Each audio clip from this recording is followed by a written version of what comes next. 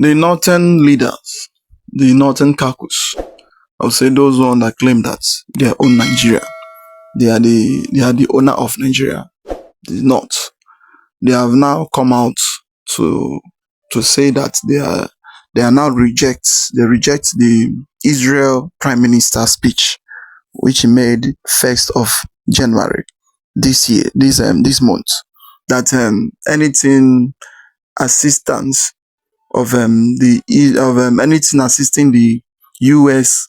government to come into Nigeria to stop these bandits and terrorists, that they are rejecting it. They reject the assistance of U.S. and the assistance of Israel to come into Nigeria to assist them to destroy those terrorists and bandits. So this man you are seeing here, he said a lot of things, and he said that Israel is not allowed. That how can somebody who destroy Hamas and who do a lot of things will be coming and be saying that they will come into Nigeria to defend the Christian? That is not allowed, that they will not allow it to happen. So he said a lot of things, and I would like you to watch the video to the end. Don't skip any part of it for you to understand everything going on in this video. And also the issue concerning Bianca Ojukwu, the interview the interview he granted with the Israel foreign minister. Also, he said that he's not allowed to grant such kind of interview with the Israel foreign minister, that she's not allowed. He cannot do that for Nigeria. So this man, he said a lot of things here, so don't skip any part of it. And this is our activist. She's going to explain to us a lot concerning what this man said and the things happening in Nigeria. So as about to watch, like, subscribe, and make sure you share the video to go around. Let others see things going on in Nigeria. So guys, this man has come out to say that the North rejects Israelis' plan to assist Nigeria in fighting insecurity. This is coming after the Israeli foreign minister had a meeting with the state foreign minister, Mrs. Bianca Ojukwu. This man said, how come Bianca Ojukwu is the one having that kind of high-level meeting with the Israeli foreign minister?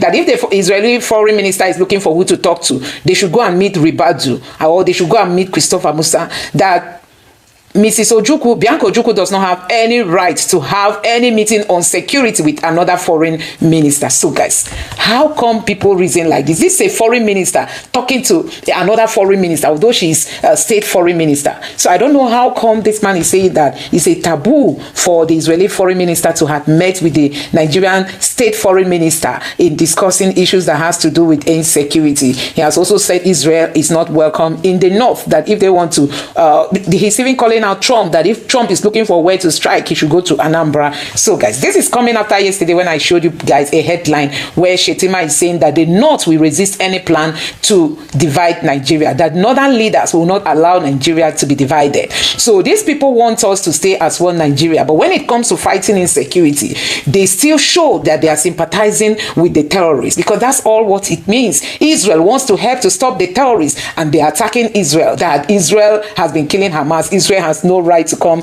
and defend Nigerians. So guys, talking about insecurity in the North and how the northern leaders are just sitting quiet on what is happening.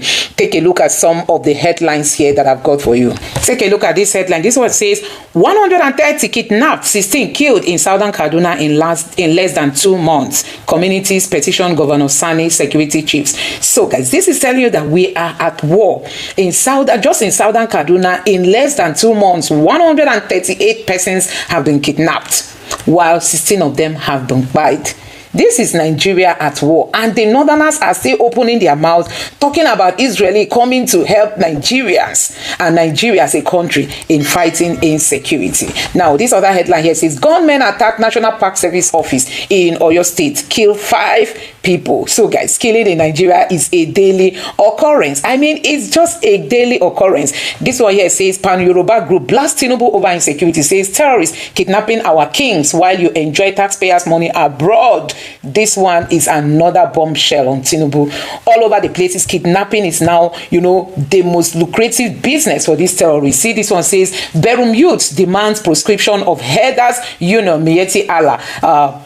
prosecution of its leaders after deadly plateau attack. So guys, till today, the Nigerian government has refused to really proscribe these people as terrorists, even if they proscribe them in word. Recently, we heard that the National Assembly proscribed them, you know, not really Mieti Allah, but all these gunmen, kidnappers as bandits, as terrorists. But guess what?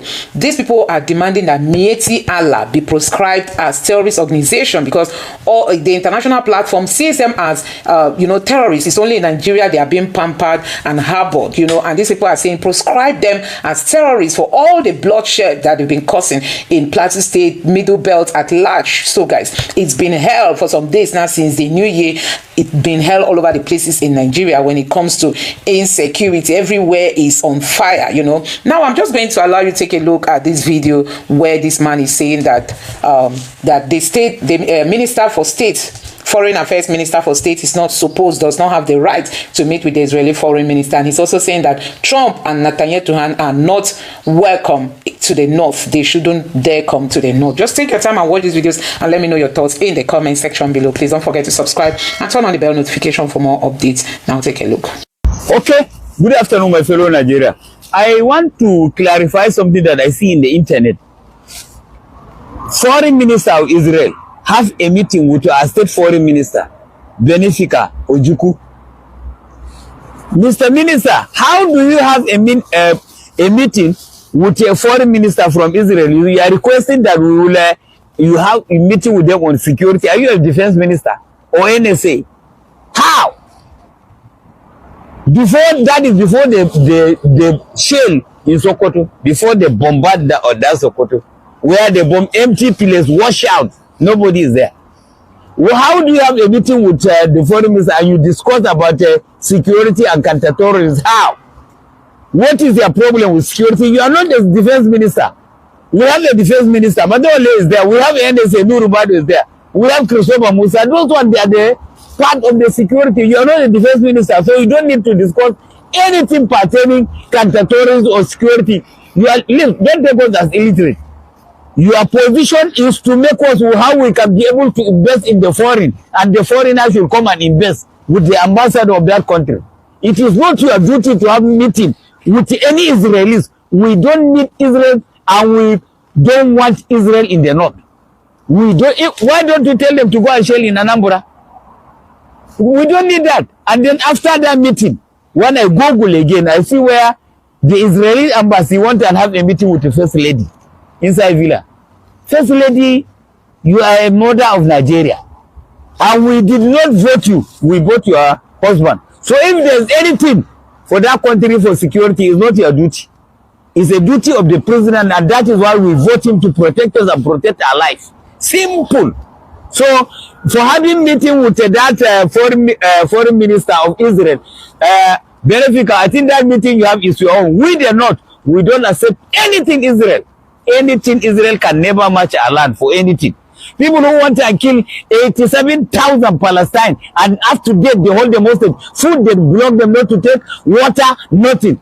And then this is another US President Donald Trump. If you can be able to go and carry Venezuela prison, why don't you carry Netanyahu and hand over him to ICC, International Criminal Court, and you are giving him a weapon to kill Palestine? You say that person is a terrorist. You are going with a terrorist. You yourself, you are a terrorist because you bet another country. You don't have to go Venezuela. I hear now you say that Colombia. You don't know what you are doing. You are just confusioning president. It's the worst that US have ever had a president who don't know even what he's doing. From this country to this country, do you say you rule their country? Thank God, I like that woman, that by president, may God bless her. That by president for Venezuela. She said no way, she have taken over. She is the president, and that is the truth. So Donald Trump have no space to stay in Venezuela. He is there to lead their oil. US are thieving oil. They want to thief oil like the way they do Libya and Iran. That's what they want to do for Nigeria. We say Holy Ghost fire. Who sold Nigeria to Tinubu? Who sold Nigeria to the Fulanis? Who sold Nigeria to the Islamist terrorists? Who sold Nigeria to the Chagoris and to France? Is it possible that we may redeem this sale? Because how else do you explain that a functional state is being run in the manner in which Nigeria is being run? How do you explain that we are where we are? So I sat back and I thought about it. What is it about us that has rendered us uniquely evil? What is it about Nigeria? Because there is really very little that is unique about us as a colonial enterprise, because everywhere else, Britain had colonies. India was a colony of Britain. Today is a world power. China was substantially subjugated by the West. Today, they are a world power. Malaysia, almost every nation outside of the Western Hemisphere at one point or the other was a colony. Ghana was a colony. The same history that Nigeria shared with other African countries. So why is it that we do not appear to have risen above a sold country, a purchased territory? I sat down and I thought about it. Is it unique that a country was purchased in the manner of Nigeria? Yes, Nigeria was purchased, by the way. Yeah, it was purchased. In 1867, it was purchased by the British Crown from the Royal Niger Company, which had a charter over the territory largely in the southern part of Nigeria. So the British Crown revoked the charter and purchased it back. And as at that time, I believe it was £867,000 that was paid to the Royal Niger Company to purchase Nigeria by the British Crown. So Nigeria was a purchased territory. Now, the legality of its sale is another argument for historians and for political theorists. But I have need to mention it so that we begin to understand where our problem began.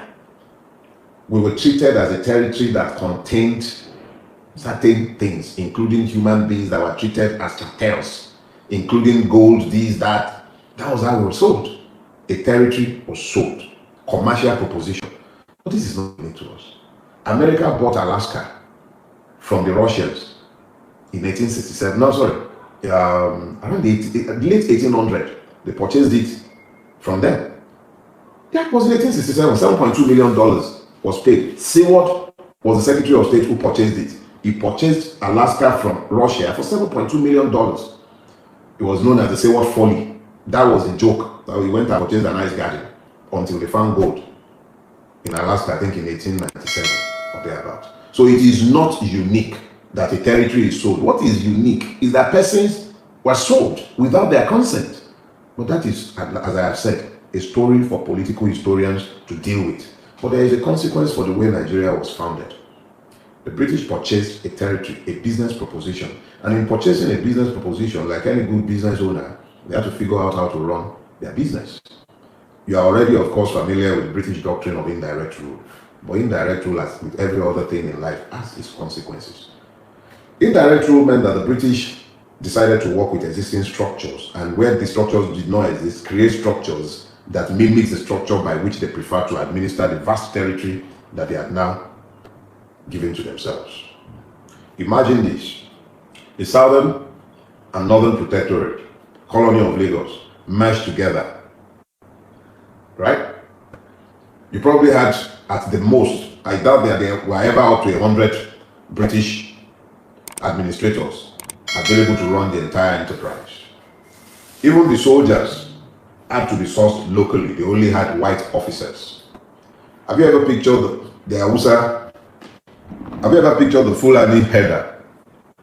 Young boy sometime, probably sometime barely in his teenage years. And you find that this kid is the one that is controlling a vast herd. It is pretty much the same thing when it came to the way the British ran the empire. It was the same concept. Nominal direction by the British district officer working with the existing or constructed local governance capacity. So the British came in what is today known as northern Nigeria. I am not going to be doing too much to repeat what I have spoken about or that I have made clear and made available. Go and download The Imperative of the Nigerian Revolution. I've touched on this extensively and the book is free. Download it from my website, delifarotv.com. It's available free. Download it. But I'll touch on it briefly.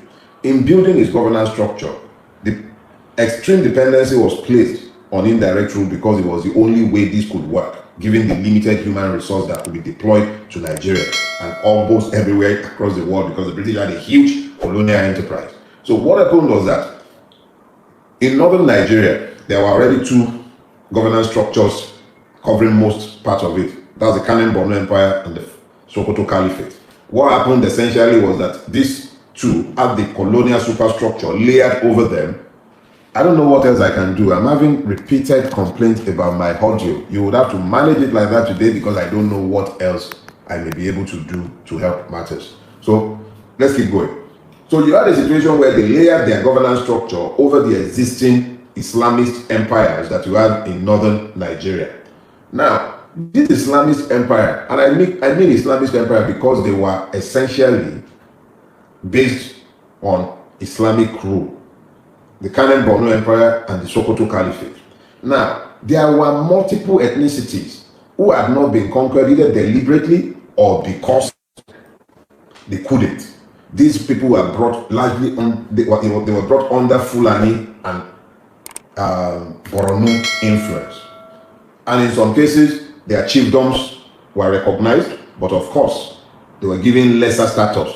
So you have things like the Nupes, they were there, but at the end of the day, what you have was a situation where, because the Fulani controlled a larger expanse of land, they had by far better organized, centralized, highly systemized governance structure, and so did the Kanem Borno Empire. This became the model for Nigerian governance. In southern Nigeria, you find that in Yoruba land, our Obas didn't have those kind of absolute powers, and they were also not necessarily, they didn't have religious powers of the sort that you find with emirs and the sheikh of Borno or the sultan of Sokoto. They didn't have those kind of theocratic powers. But at the end of the day, what you found was that the Britain administered Nigeria to the exclusion of citizens. They dealt with agents. That's why they could ever talk about British authority in Nigeria. So they had to deal with nominal agents of Britain whom they treated as speaking for me and you, or at least our ancestors. I'll give you a case in point, a major fraud.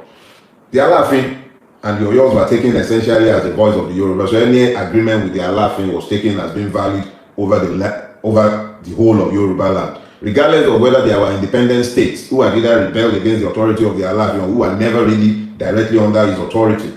You found that they preferred to deal with totems, obas, emirs, and in the southeast, they created Igwes and what have you. They created all kinds of warrant chiefs. In the south, of course, they created all kinds of trading houses and created persons that they could speak with on behalf of persons they never consulted. That is how the modern Nigerian state was coupled together. There was never discussions with citizens. They dealt with totems.